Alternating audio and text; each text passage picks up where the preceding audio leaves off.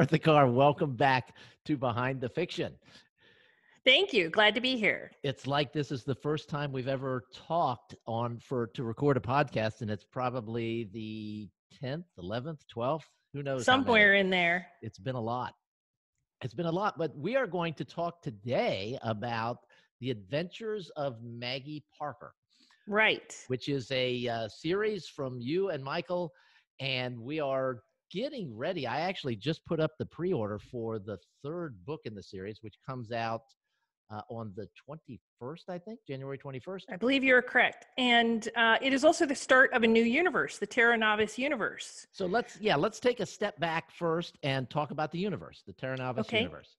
Well, Terra Novice stands for Earth Ship, and the premise of the universe is that Earth is really a ship, an organic ship. It was one of a few, like a small fleet, and everyone on it originally was a passenger or cargo, and it got stuck in the sun's orbit, and everyone but the holdoos who take care of the ship forgot.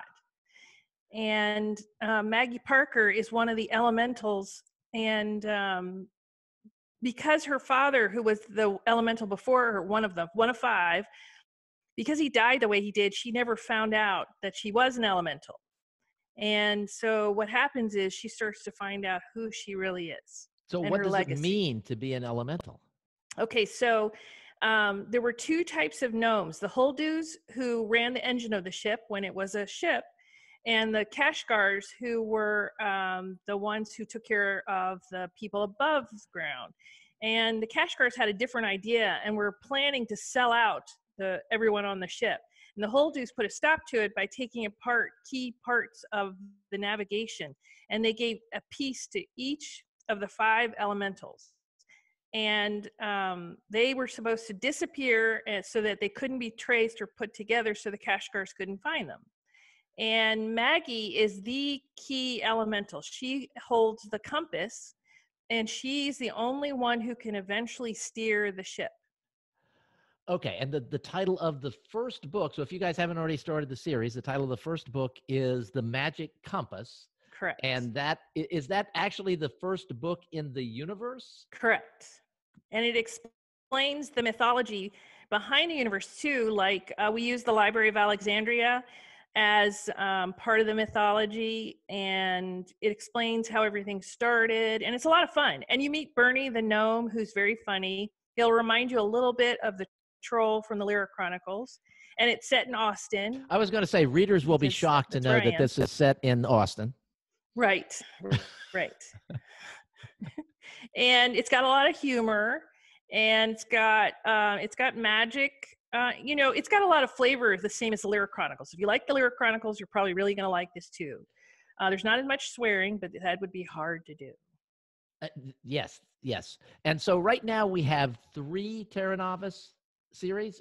Correct. 3 individual series. Correct. In that universe. And one of them is Charlie Case's. We talked to Charlie last week, so hopefully you guys have seen that. And that Finnegan Dragonbender is going gangbusters. Yes. And then we have the Witches of Pressler Street, and they live across the street from Maggie. So you get a glimpse of Maggie, and eventually down the road they may interact. But and that's 3 sisters who are all witches, and magic is hidden. So but you see the mayor of Austin, Steve Adler, would be happy to know that he's really a wizard. Oh. Is that actually the real mayor? Yes. Are you using the real mayor's name? I didn't use his name just in case, but his real name is Steve Adler. And I've met him, and he's a nice guy, and he's a wizard. Is he really a wizard? I'm going to say yes. Because I know I've seen the actual picture of you with the fireball coming out of your hand. So I know you've got some kind of magic going on. Right. And the Mean-Eyed Cat is an actual bar right off Pressler Street. And it's a Johnny Cash tribute bar based on one of his songs that nobody knows about. And there actually is a 400-year-old tree right outside of it that saved the bar because the new owners wanted to tear it down, but Austin wouldn't let them because of the 400-year-old tree. It would have killed the tree. And they serve brisket. And if you don't like brisket, don't go to Mean-Eyed Cat, because it's all they've got. Okay. So I love brisket, oh, by the way. And it's like one of my brisket is one of my favorite things in the world. They also have brisket nachos, which are fantastic, probably a bazillion calories, but really good. They have some of the best brisket.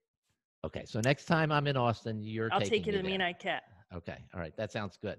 Okay, so Maggie Parker, I have read the author notes for the first couple books. You mentioned your sister and Yes. Oh, yes. Thank you. a tie-in to the series in some way. Do you want Yes. to talk about that? Sure. So my oldest sister, Dianna, she passed away in October of 2018.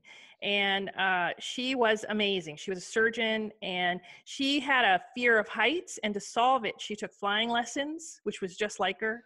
And for the first month, all she would do with the instructor was circle the ground in the plane. And I kept telling her, that's not flying a plane, that's driving a plane.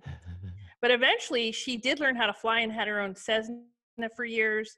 And when she was 10 years older than I am. So when I was a small kid, there was a 4th of July parade every year. She would make her costumes, and inevitably we'd win a few prizes. And she was so kind-hearted that at her funeral, so many people came up to us to tell us that they had not had the money to pay her, and she did the surgery anyway. Oh, wow. So the sister is named Dianna. She is a bone surgeon, just like my sister. And she's got the same kind-hearted, even when they're in the middle of a battle, Diana's yelling to the other side, sorry.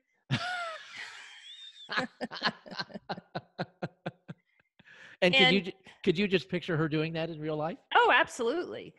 And she is the one who grounds Maggie, who reminds her of who she really is. Because for Maggie, this is very unsettling. Also, another cool thing about that series, I read a book, a nonfiction book about trees, how they communicate with each other. They can do it for miles, and they can share nutrients. And that there's actually a lot more going on with trees than people realize. It's almost like they border on sentient. And I just thought that was so cool that I made it part of the trees. Maggie's the only being on Earth, because this is a whole ship that can talk to the trees, and she can even get in the middle of a tree, and the trees talk to the ship, the Earth.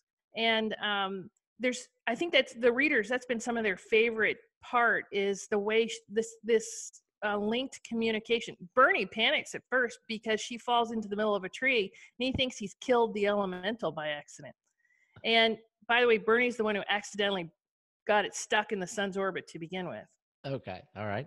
And he he's kind of, he's kind of like the troll YTT, but he's a little more goofy than a troll in that he sometimes gets things wrong.